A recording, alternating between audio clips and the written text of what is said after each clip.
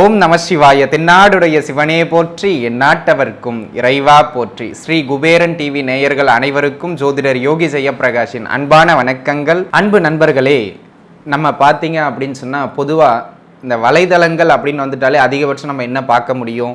பொதுவான ராசி பலன்கள், குரு பெயர்ச்சி, சனி பெயர்ச்சி, ராகு கேதுக்களின் பெயர்ச்சி, மாத பலன்கள், வருடாந்திர பலன்கள், இப்படி தாங்க நம்ம பார்த்துக்கிட்டு வருவது ஒரு வழக்கம். ஆனால் அதை தாண்டி இந்த பதிவில் நாம் எதை பற்றி பார்க்க இருக்கின்றோம் என்றால், உங்களுடைய பிறப்பு லக்னம் அல்லது பிறப்பு ராசி, ஏன் மதியும் விதியும் நமக்கு மிக மிக வலிமையானவை. விதியும் மதியும், விதிங்கிறது நம்முடைய பிறப்பு லக்னங்க, மதிங்கிறது நம்முடைய பிறப்பு ராசிங்க. இந்த ராசியில் நீங்கள் பிறந்திருக்கின்றீர்கள், இந்த லக்னத்தில் நீங்கள் பிறந்திருக்கின்றீர்கள். இப்படி பிறந்திருந்தால் உங்களுடைய வாழ்க்கையின் ஓட்டம் எப்படி இருக்கும்? உங்களுடைய குண நலன்கள் என்னவாக இருக்கும்? பொதுவாகவே சில லக்னங்களில் பிறந்தவர்களுக்கு வாழ்க்கையில் சில நிகழ்ச்சிகள், சில தருணங்கள் நன்மையை கொடுக்கும், சில தருணங்கள் கசப்பை கொடுக்கும். எங்கு உங்களுக்கு நன்மைகள் நடக்கும், எங்கு கசப்பை கொடுக்கும்? எந்த தசாபுக்திகள் உங்களை கை தூக்கி விடுவதற்காக முயலும், எந்த தசாபுக்திகள் உயர இருக்கின்ற உங்களை கீழே அழுத்தும்? ஆக இந்த பதிவில் நாம் இதை பற்றியெல்லாம் பார்க்க இருக்கின்றோம். சரிங்க, இதை தெரிந்து கொள்வதற்கு நாம் ஏன் இவ்வளவு முயற்சி கொள்ள வேண்டும் அப்படின்னு பார்த்தீங்கன்னா, என்னதான் ஜாதகத்தில் சில கிரக அமைவுகள் இருந்தாலும் அந்த ஜாதக லக்னத்திற்கும் ராசிக்கும் என கிட்டத்தட்ட ஒரு 30% வலுவான மாறாத சில தன்மைகளும் மாறாத சில குண அமைப்புகளும் உண்டு. ஆக அதை நாம் தெரிந்து கொண்டோம் என்றால் குறைந்தபட்சம் அந்த 30%ஐயாவது நாம் எப்படி கடந்து கொள்வது அல்லது எப்படி நடந்து கொண்டு வெற்றியாக அதனை மாற்றிக்கொள்வது அப்படிங்கிறத நம்ம எளிமையாக உணர்ந்து அதன் மூலம் நம்ம சில வழிகளை வழி நடத்தி கொண்டு வாழ்க்கையில் வெற்றி பெறலாங்க. அந்த மாதிரி எந்த தசைகள், எந்த தசாபுக்திகள் உங்களுக்கு நன்மை தீமைகளை செய்யும், எந்த உறவுகள் ஏற்றங்களை கொடுக்கும், யாரை நம்பலாம், யாருடன் சேர்ந்து எதை செய்யலாம் என்பதனையெல்லாம் பார்ப்பதற்கான ஒரு வழிகாட்டக்கூடிய ஒரு பதிவு. நிச்சயமாக இந்த பதிவினை முழுமையாக பாருங்கள். இந்த பதிவில் கூறப்படுகின்ற ஏதேனும் ஒரே ஒரு புள்ளியாவது உங்களுக்கு நிச்சயமாக பயனுள்ளதாவது இருக்கும். ஆக இந்த சின்ன பாயிண்ட் தானே அப்படின்னு நீங்கள் விளைக்கிற வேண்டாங்க. அந்த சின்ன பாயிண்ட்டு கூட லைஃப்பில் பெரிய மாற்றங்களை ஏற்படுத்துவதற்கான அமைப்பு உண்டு. அப்படிங்கிறதுனால இந்த பதிவில் நீங்கள் உங்களுடைய லக்னம் ராசிக்கான பொதுவான பலன்களும் வாழ்க்கையில் வெற்றி பெறுவதற்கான சூக்ஷமங்களையும் அறிய போகின்றீர்கள். வாருங்கள் பார்க்கலாம். தனுசு லக்னம் அல்லது தனுசு ராசி, இதில் ரெண்டுத்தில் எது பிறந்திருந்தாலும் ஓகே. தனுசு லக்னமானால் இது முதன்மையாக பொருந்தும் 100%. தனுசு ராசியான ஒரு 50-60% எடுத்துக்கலாம். சரி, தனுசு லக்னக்காரர்களுடைய பொதுவான இயல்புகளை பற்றி பேசுவோமே. தனுசு லக்னம் ஒரு ஆன்மீக லக்னம். தனுசு லக்னம் குரு பகவான் மூல திரிகோணம் அடைகின்ற ஒரு வீடு. எக்கிரகமும் உச்சமும் நீச்சமும் அடையாத சலனமற்ற வீடு, ஒரு உபயராசி. நண்பர்களே, இந்த தனுசு லக்னத்தில் பிறந்தவங்க பார்த்தீங்க அப்படின்னா, தான் பிறந்த மதம், தான் அனுசரித்து வருகின்ற குல சம்பிரதாயங்கள்னு அனைத்தையும் கட்டி காக்கின்ற ஒரு சமுதாயத்தை கட்டுக்கோப்பாக நடத்துவதற்கான, வழி நடத்துவதற்கான தகுதியான ஆட்கள் இவங்க. தன்னுடைய குடும்ப பாரம்பரியத்தை தொன்று தொட்டு காத்து பராமரித்து அடுத்த தலைமுறைக்கு கடத்துபவர்கள் இந்த தனுசு ராசி, தனுசு லக்னத்தில் பிறந்தவங்க. எப்பொழுதுமே அந்த ஒரு தர்ம சிந்தனைங்கிறது இவங்களை விட்டு விலகவே விலகாது. நற்சிந்தனைகள் மேலோங்கிய நபர்கள். குருவின் ஆதிக்கம் நிறைந்த வீடல்லவா, அதுவும் உபய வீடல்லவா, காலபுருஷனுக்கு தர்மஸ்தானம் அல்லவா. தான தர்மங்கள்லையும் ஆன்மீக அமைப்புகள்லையும் தெய்வத்தின் மீதும் பயமும் பக்தியும் கொள்வதிலும் நம்பிக்கை உடையவர்கள், ஆழ்ந்த நம்பிக்கை உடையவர்கள் இவங்க தான். சரி, இவங்க பார்த்தீங்க அப்படின்னா எப்பொழுதுமே ஆன்மீகத்தின் பக்கம் சாஞ்சிருப்பாங்க. நிறைய தர்ம காரியங்களை எடுத்து செய்வாங்க. நேர்மையானவங்களாக இருப்பாங்க. அதே நேரத்தில் எதுலேயும் போல்டான ஆட்களாக இருப்பாங்க. ஒரு விஷயத்தை இலக்காக நிர்ணயிச்சிட்டாங்க அப்படின்னா அந்த இலக்கை அடிப்பதிலிருந்து இவர்கள் ஒருபோதும் விலகுவது கிடையாது. எப்பாடுபட்டாவது விழுந்து எழுந்தாவது எவ்வளவு காலமானாவது நான் வைத்த இலக்கை அடித்தே தீர்வேன் என்பதில் மும்மரமாக இருக்கின்ற நண்பர்கள் இந்த தனுசு லக்ன தனுசு ராசியில் பிறப்பவர்கள். அதுவும் நேர்மையாக தான் பெறுவேன், அதுதான் தலைகீழாகத்தான் குதிப்பேன் அப்படிங்கிற மாதிரி நான் நேர்மையாகத்தான் அடைவேன் அப்படின்னு சொல்கிறதும் இவங்க தான். ஆக இந்த லக்னம் இந்த ராசியில் பிறக்கிறதே ஒரு சிறப்பான ஒரு அமைப்பு. நிறைய புண்ணியங்களை ஈட்டுபவர்கள். தங்களுடைய முன்னோர்களோட புண்ணியங்கள் எளிமையாக இந்த தனுசு லக்னம் தனுசு ராசிக்காரங்களுக்கு தான் வந்து சேரும். முன்னோர்கள் பாவம் பண்ணியிருந்தாலும் இவங்கள தான் சேரும், அது வேறு விஷயம். இருந்தாலும் அந்த முன்னோர்களினுடைய புண்ணியங்கள்லாம் இவங்கள தான் சேரும். இருக்கிற இடத்துல நன்றாக மதிக்கப்படுவார்கள், பலரால் மதிக்கப்படுவார்கள், அல்லது மதிக்கப்படுகின்ற உயரத்தில் இவங்க இருப்பாங்க.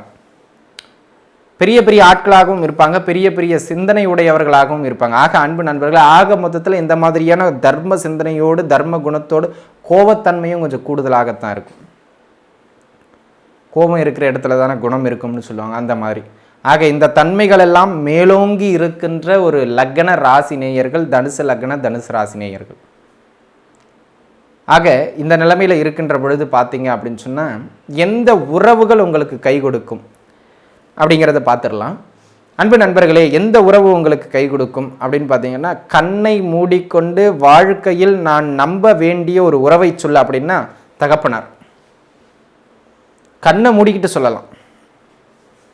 எந்த நிலையிலும் உங்களுடைய வாழ்க்கையின் முன்னேற்றத்திற்கும் வாழ்க்கையின் ஆதாரத்தை அமைத்து கொடுப்பதற்கும் ஒரு ஆதார கர்த்தாவாக அமைபவர் தந்தையார் அல்லது குருநாதர். 2 பேரில் யாரேனும் ஒருவர் எடுத்துக்கலாம். ஒன்று, நீங்கள் நிறைய பாருங்களேன், தனுசு லக்னக்காரர்கள் தனுசு ராசிக்காரர்களுடைய வாழ்க்கை ஒரு சின்ன நிலையிலிருந்து ஒரு மேம்பட்ட நிலைக்கு மாறப்போகுது, ஒரு நல்ல உயர்நிலையை அடைய போகுதுன்னா அதுக்கு 2 பேர் பேக் எண்டில் இருப்பாங்க. ஒன்று வாத்தியாராக இருக்கலாம், இல்லைன்னா தகப்பனாராக இருக்கலாம். இருவரில் ஒருவரின் உதவி இன்றி இவர்களால் மேலுக்கு வர முடியாது. இந்த 2 உறவுமே எப்பவுமே சப்போர்ட் பண்ணிக்கிட்டே இருக்கும். ஒன்று விட்டாலும் ஒன்று சப்போர்ட் பண்ணும். அந்த மாதிரியான ஒரு அற்புதமான அமைப்பு இவங்களுக்கு உண்டு. வேற எந்த உறவையுமே பெரிதாக நீங்கள் எடுத்துக்கொள்ளக்கூடாது, எடுத்துக்கொள்ளவும் முடியாது. அதாவது உறவுகள்னு வருகின்ற பொழுது நீங்கள் எடுத்துக்கலாம். அவங்களோட சேர்ந்து எதுவும் பண்ணி சக்ஸஸ் பண்ணணுங்கிற பொழுது அது வந்து ஒரு இணக்கமாக அமையாது. சரிங்க, எந்த உறவுகளிடமெல்லாம் கவனமாக இருக்க வேண்டும் அல்லது விலகி இருக்க வேண்டும். இதுக்கு என்ன அர்த்தம்னு பார்த்தீங்கன்னா, அவங்ககிட்ட பேசக்கூடாது, அவங்க வீட்டுக்கு போகக்கூடாது, அவங்களுடைய உறவை துண்டிக்க வேண்டும் அப்படிங்கிறது அர்த்தம் கிடையாது. நீங்கள் இந்த உறவுகளிடமெல்லாம் தொழில் சார்ந்து பொருளாதாரம் சார்ந்து சொத்துக்கள் சார்ந்து எதையும் கூட்டாக செய்யக்கூடாது. அதுக்காக சொல்கிறது. இது யாரு கூட பண்ணக்கூடாது அப்படின்னு பார்த்தீங்கன்னா, மூத்த சகோதரன் அல்லது சகோதரி இருந்தாங்கன்னா நிச்சயமாக அவர்களை நம்பவே கூடாது. சகோதர உறவுகளை முடிந்த வரையிலும் நம்பக்கூடாது அப்படிங்கிறத மனசில் வச்சுக்கணும். இவர்களோடு சேர்ந்து கூட்டுத்தொழில் செய்யக்கூடாது. பொதுவாகவே தனுசு லக்னக்காரங்க கூட்டுத்தொழில் செய்யாமல் இருந்தீங்கன்னா நல்லது, தனித்தொழில் செஞ்சால் சிறப்பு. கூட்டுத்தொழில் பெரிதாக ஒத்து வருவது கிடையாது. அதுவும் பெண்களோடு சேர்ந்து, அக்கா தங்கச்சியோடு சேர்ந்து, பொண்டாட்டியோடு சேர்ந்து கூட்டுத்தொழிலாக பண்ணுறது எந்த நிலையிலும் தனுசு லக்னக்காரர்களுக்கு மேன்மையை கொடுப்பது இல்லை என்பதனை மனதில் வைத்துக் கொள்ளுங்கள். இது ஒரு விஷயம். நீங்கள் உறவுகளாக வருகின்ற பொழுது எல்லா உறவையும் அனுசரிச்சுக்கலாம் சார், எல்லா உறவோடும் வாழ்ந்துக்கலாம் சார். ஆனால் தொழில்னு வருகின்ற பொழுதோ, ஒரு சொத்து பத்து வாங்க போகிறேன்னு வருகின்ற பொழுதோ, ஒரு பெரிய முதலீடு போட போகிறேன்னு வருகின்ற பொழுதோ, பணம் சார்ந்து எதுவும் பண்ண போகிறேன்னு வருகின்ற பொழுதோ இதை பார்க்கறது நல்லது. அக்கா தங்கச்சி உறவுகள் பெரிதாக உங்களுக்கு கை கொடுக்காது, மனைவி உறவும் பெரிதாக கை கொடுக்காது அப்படிங்கிறது. தகப்பனாரை தவிர வேறு எந்த உறவும் பெருசாக கை கொடுக்காது. தகப்பனார் குருநாதர் 2 பேர் தான் உங்கள் லைஃபுக்கு. அதனை அடுத்ததாக பார்த்தோம் என்றால், பொதுவாக தனுசு ராசிக்காரர்களுடைய பலம் பலவீனம். தனுசு ராசிக்காரர்களுடைய மிகப்பெரிய பலம் அவர்களுடைய தர்ம சிந்தனை.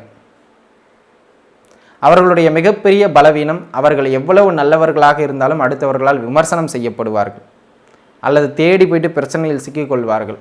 பிரச்சனைகளை ஹேண்டில் பண்ணுறது எனக்கெல்லாம் ரிஸ்க் எடுக்கிறது ரஸ்க்கு சாப்பிட்ற மாதிரி அப்படின்னு சொல்லிட்டு பிரச்சனையில் போய் வாண்டடாக சிக்கிறது இவங்க தான். அட்டமஸ்தானத்திலே லக்னாதிபதி உச்சம் பெறுவார். எதிரி வீட்டிலும் இவர்களுக்கு மரியாதை வலுக்கும், ஆனால் சொந்த வீட்டில் போயிடும். ஏன்? 8 தான் உச்சமாகிறார் லக்னாதிபதி. ஆக அன்பு நண்பர்களே, இந்த காலகட்டத்தை பொறுத்தவரையிலும் பொதுவாகவே இவர்களுக்கு ஒரு நல்ல மேன்மையை அடைவதற்கான வழி என்ன அப்படின்னு பார்த்தீங்கன்னா, இவர்களுடைய பலம் தர்ம சிந்தனை ஏற்கனவே சொன்னது தான். உயர்ந்த அந்தஸ்துகளுக்கு போவாங்க, எளிமையாக எல்லாம் கிடைக்கும், நல்ல பேரும் புகழ் அந்தஸ்தும் கிடைக்கும், பதவிகளும் நல்ல இடங்களில் பதவிகளும் கிடைக்கின்ற ஒரு அற்புதமான காலகட்டம்.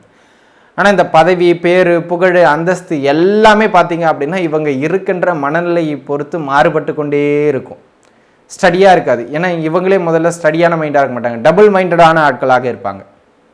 ஆக கொஞ்சம் அந்த டபுள் மைண்டடான தன்மையை குறைச்சிக்கிறது நல்லது அப்படிங்கிறத மனசில் வச்சுக்கணும். சரிங்க, இப்போ மெயின் ஏரியாவுக்கு வருவோம். எந்த தசைகள் புக்திகள் நடந்தால் மிகப்பெரிய நன்மைகள் நடக்கும், எந்த தசைகள் புக்திகள் நடந்தால் சற்று கவனத்தை மேற்கொள்ள வேண்டியது அவசியம் அப்படிங்கிறத பார்த்துருவோம். நண்பர்களே, இந்த தனுசு லக்னத்தில் பிறந்தவர்களுக்கு நன்மைகளை தரக்கூடிய தசைகள் முதன்மையாக சூரிய தசை, அதனை அடுத்ததாக குரு தசை, அதனை அடுத்ததாக செவ்வாய் தசை. இந்த 3 தசைகளும் கடைசியாக புதன் தசையை நீங்கள் சேர்த்துக்கலாம் தனியாக. சூரியன், குரு, செவ்வாய் இந்த 3 தசைகளும் நடக்கின்ற பொழுதும் அதனை அடுத்ததாக புதன் தசை நடக்கின்ற பொழுதும் ஒரு வளர்ச்சி உண்டு. இருக்க போகின்ற நிலையிலிருந்து ஒரு மேம்பட்ட நிலைக்கு போக போகின்றீர்கள் அப்படிங்கிறதுல எந்த விதமான மாற்று கருத்தும் கிடையாது. சரிங்க, அந்த நேரத்தில் என்ன பண்ணலாம்? தொழில் தொடங்கலாம். தொழில் அதிக முயற்சிகளையும் உழைப்பையும் முதலீடையும் போடலாம்.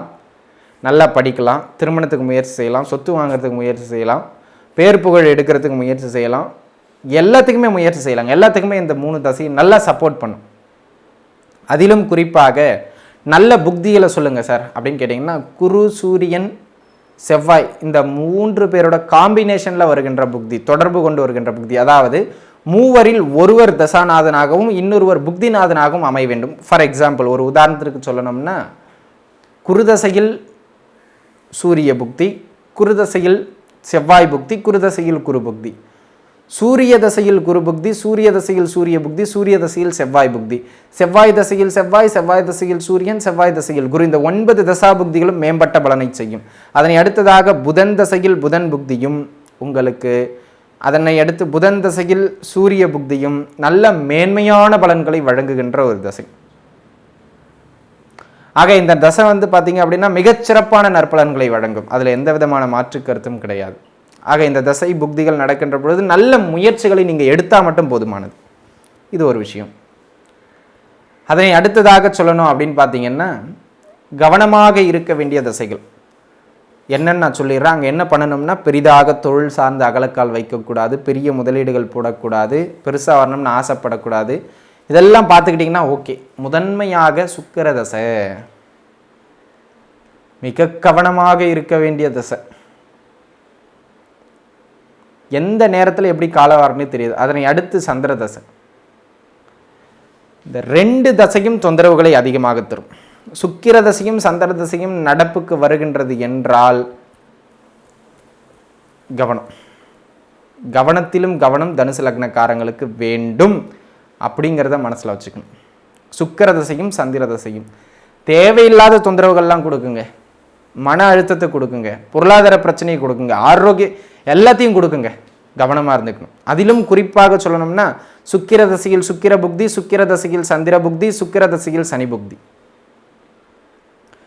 சந்திர தசையில் சந்திர புக்தி, சந்திர தசையில் சுக்கிர புக்தி, சந்திர தசையில் சனி புக்தி, சனி தசையில் சனி தசையில் சந்திர புக்தியும் சனி தசையில் சுக்கிர புக்தியும் இந்த காம்பினேஷன், அதாவது சுக்கிரனில் சுக்கிரனும், சுக்கிரனில் சந்திரனும், சுக்கிரனில் சனியும், அதுக்கடுத்து சந்திரனில் சந்திரனும், சந்திரனில் சுக்கிரனும், சந்திரனில் சனியும், அதுக்கடுத்து சனியில் சந்திரனும், சனியில் சுக்கிரனும்.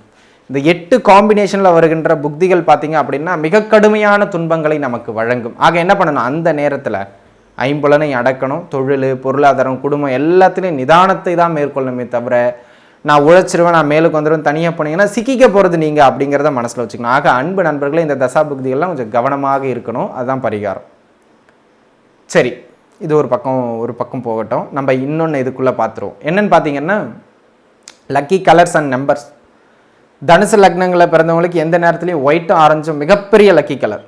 ஒயிட் அண்ட் ஆரஞ்சு மிகப்பெரிய லக்கி கலர். நல்ல நம்பர் பார்த்தீங்கன்னா நம்பர் 1 வெரி குட் லக்கி. அதுக்கு அடுத்ததாக நீங்கள் 3 வச்சுக்கலாம். அதனை அடுத்து பார்த்தீங்க அப்படின்னு சொன்னால், ஒரு நல்ல மேன்மையான அமைப்பினை கொடுக்கக்கூடிய நிறங்கள் சிவப்பு நிறம், சிவப்பு நிறத்தை ஒத்திருக்கின்ற ஆரஞ்சும் ஒயிட்டும். தெய்வத்தில் பார்த்தீங்க அப்படின்னா சிவ வழிபாடு சிறப்பு. தனுசு லக்ன தனுசு ராசியில் பிறந்தவர்கள் எந்த நிலையிலும் சிவனை வழிபடுவது நல்ல மேன்மையை கொடுக்கும் அப்படிங்கிறத மனசில் வச்சுக்கணுங்க. ஆக இப்போ நம்ம சொன்ன டிப்ஸஸ் எல்லாம் தனுசு லக்ன தனுசு ராசிக்காரர்களுக்கு, குறிப்பாக லக்னக்காரர்களுக்கு மிக அதிகமாக பொருந்தும். ஆக அன்பு நண்பர்களே, தனுசு லக்னத்தில் பிறந்தவர்கள் இந்த வழிகாட்டுதல்கள் எல்லாம் பின்பற்றி நீங்கள் வாழ்க்கையில் முன்னேறுவதற்கான முயற்சியில் ஈடுபடுங்கள். எல்லாம் வல்ல இறைவன் உங்களுக்கு அருளட்டும். நன்றாகவே இருப்பீர்கள். வாழ்த்துக்கள். நன்றி. ஸ்ரீ குபேரன் டிவியை பார்த்தமைக்கு நன்றிகள். மேலும் இது போன்ற தகவல்களை தெரிந்து கொள்ள ஸ்ரீ குபேரன் டிவியை சப்ஸ்கிரைப் செய்யுங்கள். மறக்காமல் பெல் ஐக்கானை கிளிக் செய்யுங்கள்.